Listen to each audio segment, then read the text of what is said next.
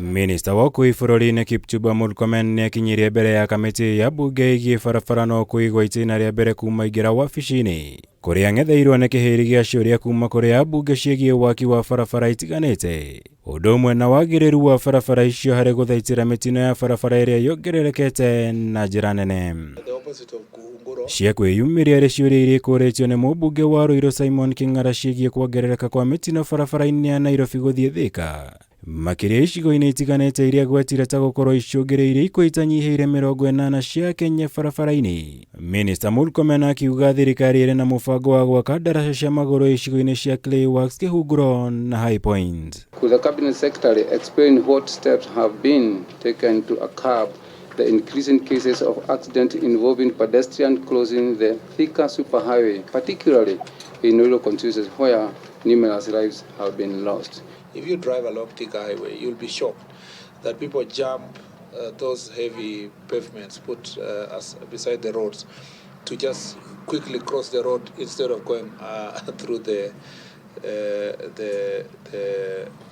footbridge. Mr. Chairman, if you look at the police record, which I have and I'll also be tabling, we have about 154 accidents this year alone. So when I find it being lacked at number 2 as far as implementation is concerned, I'm a worried man. There's a responsibility on the part of the agencies to give us good infrastructure, and which is enjoyable, and people can drive and save time. But at the same time now, there is a responsibility on the part of the public. And as I said, we will do the sensitization, but we also rely on Honorable King'ara and all of us to try to make this message to the people of Kenya. Igũrũ rĩo Murkomen nĩ agũmĩirwo nĩ ciũria ciĩgiĩ waki wa barabara ya Eastern Bypass na ĩrĩa ĩkoretwo ĩhanĩkĩire mitino mĩingĩ. Akiuga thirikari nĩ ĩramũrĩka werũ barabara ĩno nĩguo gũcenjia ũrĩa yakĩtwo icigo-inĩ imwe. Gũkũ waki wa ndaraca cia magũrũ na njĩra ingĩ cia gũtigĩrĩra barabara ĩno nĩ yarĩkĩrĩra itanyĩtwo gwĩkĩrĩrwo mwaka ũkĩte.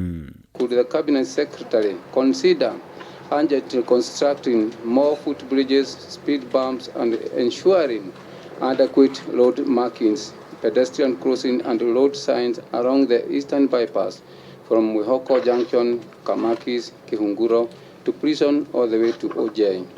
Was there an initial design for those turning points along the bypass route, or it was an afterthought?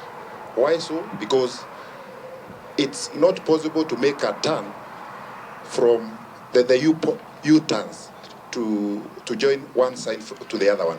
Honorable Kishimo, it's true. I wanted also to visit that road after the last accident. I still want to visit it.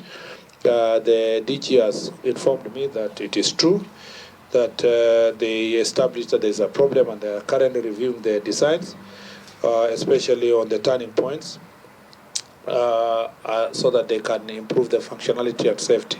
Akihũthĩra mweke ũyũ Murkomen nĩ ahinyĩrĩirie thirikari nĩ gwĩkĩrĩra njĩra cia gũthomithia Akenya bata wa gũtĩa na gũthingatithia mawatho ma barabara. Gũkũ akiuga mitino mĩingĩ no ĩhote gwĩthemwo andũ mangĩtĩkĩra gũthingatithia mawatho ma barabara. Ngĩribotera Kameme TV, njĩtagwo Mwaura Wagunya.